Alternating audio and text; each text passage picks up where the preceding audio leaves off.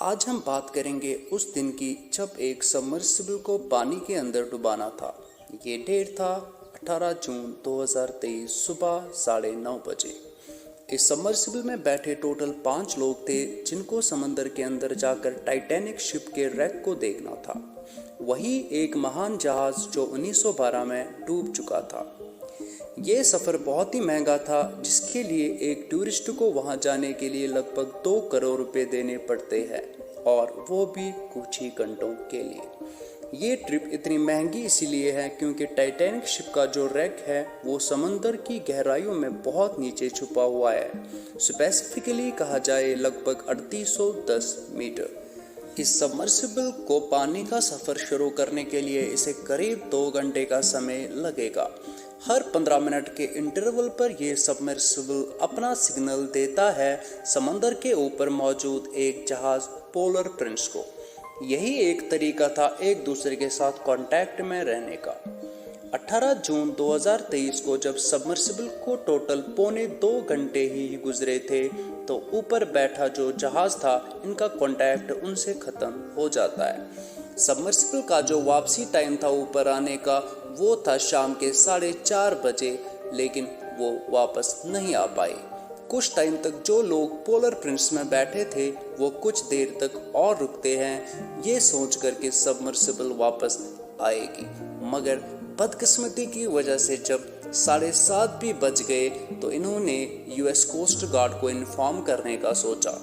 तो यहाँ से शुरुआत होती है दोस्तों 4 दिन लंबी एक खोज की जिसमें यूएस कोस्ट गार्ड और कनाडा कोस्ट गार्ड भी शामिल थे और साथ साथ हवाई जहाज, रोबोट व्हीकल्स और शिप्स का भी इस्तेमाल किया जाता है। हर किसी के दिमाग में एक ही सवाल था, आखिर ये पैसेंजर्स गए कहाँ। हम 18 जून की इस कहानी पर वापस आए तो दोस्तों इस पूरे ऑपरेशन को चलाया जा रहा था ओशन गेट की नाम की एक कंपनी के द्वारा जिसके सीईओ स्टॉकटन रश थे। इस सबमर्सिबल में टोटल 5 लोग थे। पहले थे 58 years old British billionaire Hamish Hardinge. ये एक एडवेंचरर भी थे और पिछले साल the blue origin sub orbital flight का हिस्सा थे जो space exploration company Jeff Bezos ने स्टार्ट करी थी। दूसरे पैसेंजर थे 77 साल के पॉल हेनरी। ये एक फ्रेंच नेवी के फॉर्मर कमांडर थे। इसने अभी तक 37 बार टाइटैनिक शिप के रैक को विजिट किया है। तीसरे पैसेंजर थे ब्रिटिश पाकिस्तानी बिजनेसमैन शहजादा दाऊद और जो फोर्थ पैसेंजर थे वो शहजादा दाऊद के ही 19 साल के बेटे थे जिनका नाम सुलेमान दाऊद था। शहजादा दाऊद पाकिस्तानी बड़ी कंपनीज के ओनर में से एक थे। सुलेमान की बुआ ने यह भी बताया था कि सुलेमान को जाने से एक्चुअली में डर लग रहा था, लेकिन वो अपने पिता को खुश रखने के लिए और कंपनी देने के लिए उनके साथ सफर पे निकले। इस सबमर्सिबल में टोटल 96 घंटे का ऑक्सीजन मौजूद था और अगर कोई रेस्क्यू ऑपरेशन यहाँ पर किया जा रहा था उनके पास सिर्फ 4 दिन का समय था अगर वो पैसेंजर्स को जिंदा देखना चाहते तो। यहाँ पर एक और प्रॉब्लम ये थी कि ऊपर का जो एरिया था वो 25,000 किलोमीटर स्क्वायर बड़ा था। इतने बड़े एरिया में एक वैन जितनी सबमर्सिबल को ढूंढना बहुत ही मुश्किल था, लेकिन फिर भी रेस्क्यू टीम ने जी जान लगा दी।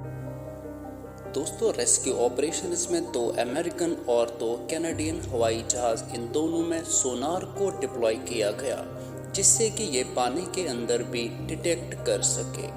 सरफेस पर 3 जहाज़ों ने सर्च करना शुरू किया, लेकिन जैसे जैसे टाइम गुजरता गया और शिप्स आती गई सर्च ऑपरेशन में, यहाँ पर कुछ आरओवीज का भी इस्तेमाल किया गया। ये बेसिकली रोबोट टाइप व्हीकल समझ लो जिसमें कोई अंदर बैठता ही नहीं है, लेकिन ये पानी के अंदर डुबकी लगा के चीज़ों को ढूंढ सकते हैं और पानी के सरफेस से ही इन्हें कंट्रोल किया जाता है। 3 दिन के खोज के बाद इस सर्च ऑपरेशन के तीसरे दिन एक कनाडियन एयरक्राफ्ट का सोनार कुछ बैंगिंग नॉइज सुनता है, जैसे कि कोई दरवाज़ा मार रहा हो। बाद में यूएस कोस्ट गार्ड को भी आवाजें सुनाई दे रही है। फाइनली 22 जून को एक आरओवी जो ओशन के फ्लोर पर खोज कर रहा था उसे कुछ मलबा दिखाई दे रहा है। टाइटैनिक जहाज से टोटल 490 मीटर दूर। इसे देखते ही ये कंफर्म हो जाता है कि ये सबमर्सिबल टूटकर चकनाचूर हो गया है। जो लोग इसके अंदर बैठे थे वो सब अपनी जान गंवा बैठ चुके हैं। यहाँ पर फाइनली ऐसा कंक्लूजन निकाला जाता है कि टाइटन हाई प्रेशर की वजह से इम्प्लोड कर गया है। सवाल यहाँ पर ऐसा उठता है कि आखिर ऐसा क्यों हुआ है, जबकि एक अच्छी खासी एक्सपेरिमेंट की जाती है इस टूर को स्टार्ट करने से पहले। एक्चुअली में जो टाइटन की मेन बॉडी थी दोस्तों वो कार्बन फाइबर की बनी थी, लेकिन आमतौर पर जो भी सबमर्सिबल या सबमरीन होती है वो या तो स्टील या एल्युमिनियम या टाइटेनियम की बनी होती है। टाइटन का जो एक कार्बन फाइबर डिजाइन था ये एक एक्सपेरिमेंटल डिजाइन था। स्टॉकटन रश यहाँ पर जानते थे कि वो एक एक्सपेरिमेंट कर रहे हैं जो बहुत खतरनाक हो सकता है। यही चीज कही ओशन एक्सप्लोरर रॉबर्ट बैलर्ड ने, वो इंसान जिन्होंने टाइटैनिक जहाज की रैक को डिस्कवर किया था साल 1985 में। इन्होंने कहा कि हमने हजारों डाइव्स करी है, अभी तक हमने कभी भी कोई व्हीकल नहीं खोया। ये पहली बार हुआ कि कोई सबमर्सिबल इस तरह से इम्प्लोड हो गया। जनवरी 2018 में ओशन गेट के director of marine operations David Lorenz ने एक्चुअली में सेफ्टी कंसर्न्स बताए थे टाइटन सबमर्सिबल के बारे में, लेकिन ओशन गेट ने नहीं सुनी तो ये कोर्ट में गए इस चीज को लेकर। कोर्ट में इन्होंने कहा कि ये एक सेफ्टी असेसमेंट एंड सर्टिफिकेशन करानी चाहिए सबमर्सिबल की, लेकिन ओशन गेट ने मना किया। इनका कहना था कि कंपनी को सेफ्टी पे पैसे स्पेंड करने में इंटरेस्ट नहीं था। मार्च 2018 एक और डीप सी एक्सप्लोरेशन स्पेशलिस्ट ने ईमेल लिखा था ओशन गेट के सीईओ को कि सेफ्टी को लेकर थोड़ा होशियार रहो। इन्होंने कहा था कि तुम अपने क्लाइंट्स और अपने आप को डेंजर जोन में डाल रहे हो। टाइटैनिक तक पहुंचने की इस दौड़ में आप वही फ्रेज रिपीट कर रहे हो, शी इज अनसिंकेबल।